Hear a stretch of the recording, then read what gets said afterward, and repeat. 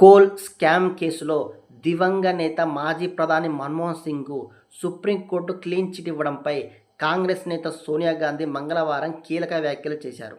మాజీ ప్రధాని మన్మోహన్ సింగ్ను అత్యంత ప్రభావశీలమైన ప్రధానిగా, మృదు స్వభావిగా చరిత్ర ఎప్పటికీ గుర్తుంచుకుంటుందని వ్యాఖ్యానించాడు. ప్రస్తుత ప్రభుత్వంతో పోలిస్తే ఆయన తన నైతికత, జవాబుదారీతనంతో పూర్తి భిన్నమైన వ్యక్తిగా కనిపిస్తారని అన్నారు. ఈ తీర్పుతో భారత రాజకీయంలో ఒక విషాదకర ఘట్టానికి ముగింపు పడిందని వ్యాఖ్యానించారు.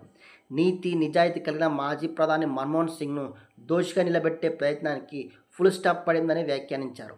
దివంగత నేత మన్మోహన్ సింగ్కు వ్యతిరేకంగా ఒక లాబీ పూర్తి సన్నద్ధతో, సమన్వయంతో పనిచేసింది.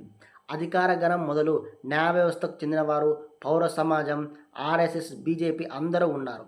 నాటి ఆరోపణలన్నింటినీ బోగస్ అని నేడు రుజువైంది. డాక్టర్ మన్మోహన్ సింగ్ నిర్దోషి అన్న విషయం స్పష్టంగా తేలిందని ఓ జాతీయ వార్తాపత్రికలోని వ్యాసంలో సోనియా గాంధీ రాసుకొచ్చారు.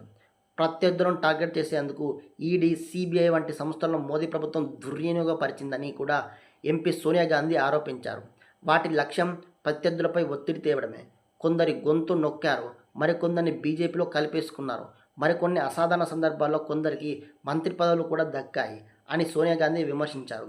మాజీ ప్రధాని మన్మోహన్ సింగ్పై ప్రధాని మోదీ చేసిన కామెంట్స్ దేశ పార్లమెంటు చరిత్రలో అత్యంత దిగజారిన క్షణంగా నిలిచిపోతాయని అన్నారు.